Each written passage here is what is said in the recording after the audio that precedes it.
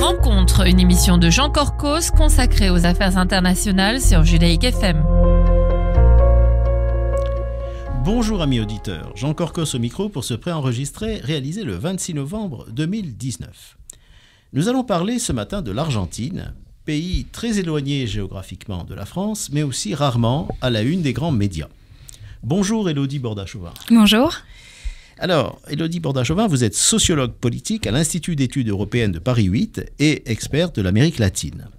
Le dimanche 27 octobre, dès le premier tour du scrutin, les péronistes, qui avaient été chassés du pouvoir en 2015 par le président de droite sortant, Mauricio Macri, revenaient avec l'élection d'Alberto Fernandez, associé à l'ex-présidente Cristina Kirchner, et ils gagnaient en même temps les législatives et d'autres élections importantes dans le pays. Or, aussi bien en 2019 qu'en 2015, au début des années 2000 ou au début des années 90, chaque virage politique a correspondu dans ce pays à une grave crise économique. Nous allons donc essayer de faire le point. Élodie Borda-Chauvin, pouvez-vous décrire en quelques chiffres la situation économique en Argentine, inflation, taux de pauvreté, etc. Alors déjà, l'inflation, elle est de 55%. Alors pour que ça soit un peu plus parlant, c'est la troisième la plus élevée du monde. Donc après le Venezuela et le Zimbabwe. Autre chiffre assez parlant, un tiers de la population vit en dessous du seuil de pauvreté, soit 35% de la population, et surtout un enfant sur deux. Par rapport à la valeur de la monnaie, bien, depuis janvier 2018, le peso, la monnaie argentine, a perdu 70% de sa valeur, 20% depuis le mois d'août. La dette, elle représente plus de 80% du PIB. Et le FMI, qui prévoyait une croissance qui allait reprendre après le prêt, revoit finalement ses analyses à moins 3% de croissance avant la fin de l'année. C'est assez accablant, effectivement, comme chiffre. Alors, en 2014, à la fin de la présidence de Cristina Kirchner, le pays était en état de défaut de paiement, comme il avait déjà été en 2002. La politique de Mauricio Macri a été de retrouver la confiance du FMI en commençant à rembourser la dette, mais au prix de l'austérité. Alors, comment expliquer rapidement son échec ? Alors déjà, je pense qu'on ne peut pas comparer le défaut de paiement de 2002 qui était de 100 milliards de dollars avec un défaut partiel de paiement dû à des fonds vautours nord-américains qui n'ont pas voulu jouer le jeu de la restructuration de la dette et qui était de 1,5 milliard de dollars. Oui. D'accord ? Donc déjà, c'est pas la même échelle. Entre les deux périodes, on a eu une relance très importante de l'économie au milieu des années 2000 grâce à des taux qui étaient favorables aux matières premières sur les marchés internationaux, notamment le soja. Donc le pays avait pu solder sa dette avec le FMI en 2005 grâce à un excédent fiscal. Et en 4 ans, il avait payé presque 19 milliards de dollars au FMI. Donc on était revenu, le taux de chômage était passé de 21% en 2003 à 7% en 2008.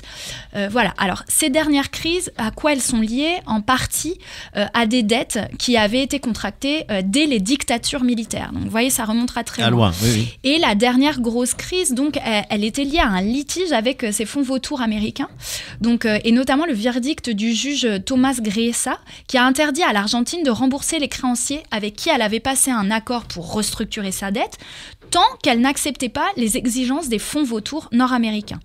Ça a bloqué complètement le règlement de la dette souveraine argentine, et c'est là où on a un défaut de paiement.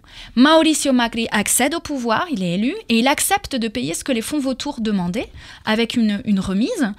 Cependant, d'autres fonds réclament le même traitement. Du coup, elle se retrouve avec plein de fonds vautours qui exigent des paiements. Très bien. Alors, le temps file et on va parler tout de suite politique un petit peu parce que le parti donc, qui est revenu au pouvoir, il ne fait plus référence à son fondateur, Juan Perón. Bon, il s'appelle le Parti justicialiste.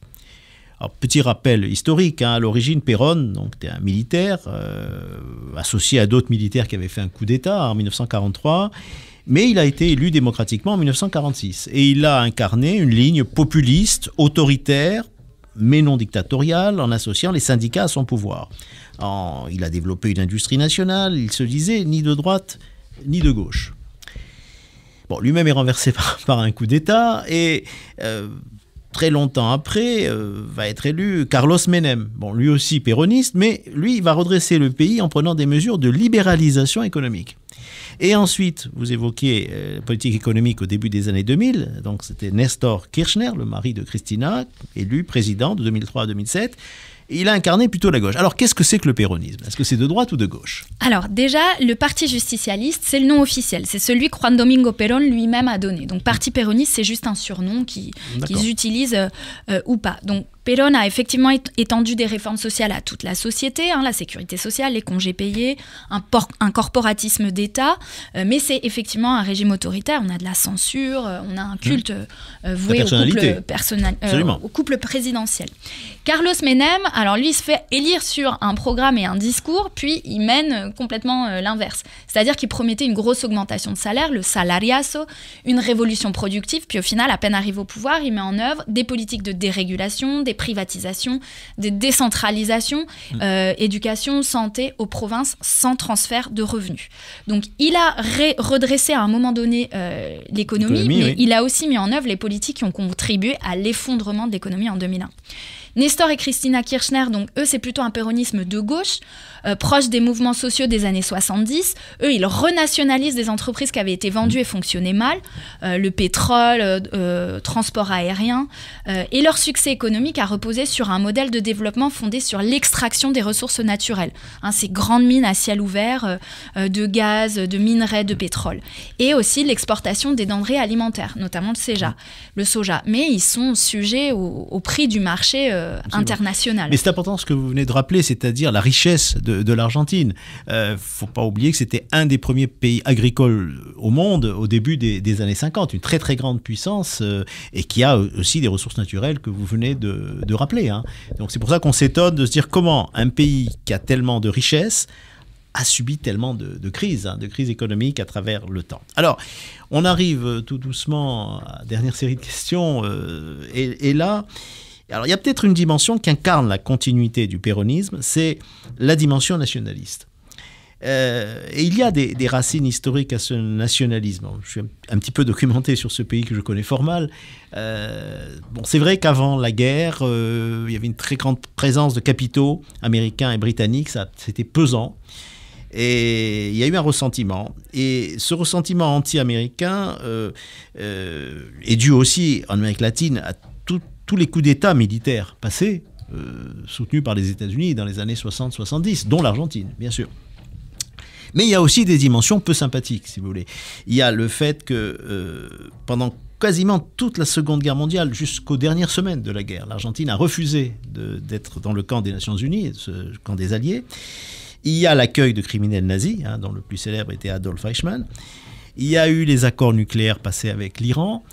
Alors, on se pose la question, ces nouveaux dirigeants qui arrivent, est-ce qu'ils vont pousser dans l'anti-américanisme ou pas, ou est-ce qu'ils vont être réalistes comme d'autres pays de la région? Alors, je ne pense pas que l'anti-américanisme soit un facteur explicatif à tout ça. Autant au Mexique, c'est un sentiment très présent. C'est un pays, je vous disais, dans lequel j'ai vécu aussi. Alors qu'en Argentine, on ne le sent pas, ce sentiment anti-américaniste. Les fondations américaines comme la Rockefeller, elles ont joué un rôle extrêmement important en Argentine. De nombreuses associations, des centres de recherche, des centres d'art et de culture. Positifs, alors des centres américains ont permis, avec des fonds pendant les dictatures, de créer des associations aux frontières de l'État. Ensuite, sur l'accueil de transfuges nazis, l'Argentine n'est pas le seul dans ce cas-là. On pense aussi au Chili. Et grâce à qui de nombreux transfuges sont arrivés? Bien, grâce au régime franquiste espagnol, notamment Clara Stauffer, qui a permis à 800 nazis de s'échapper avec des passeports espagnols. Du coup, ce qui est intéressant dans le gouvernement des Kirchner, c'est qu'ils ont donné une place importante au mouvement pour les droits humains, notamment à l'association des grands-mères de la place de Mai, qui ont permis de retrouver de nombreux... Vous pouvez rappeler en 2 mots Donc cette association, en fait, c'était d'abord les mères de disparus politiques, puis qui sont devenus des grands-mères et qui ont cherché ces bébés volés de la dictature qui avaient été confiés à des proches du régime, voire même des militaires. Donc là, il y a plusieurs centaines d'enfants qui ont pu retrouver leur famille grâce à leur travail et grâce notamment à la place qui leur a été donnée par les gouvernements Kirchner. Maintenant, juste un mot sur Alberto Fernández.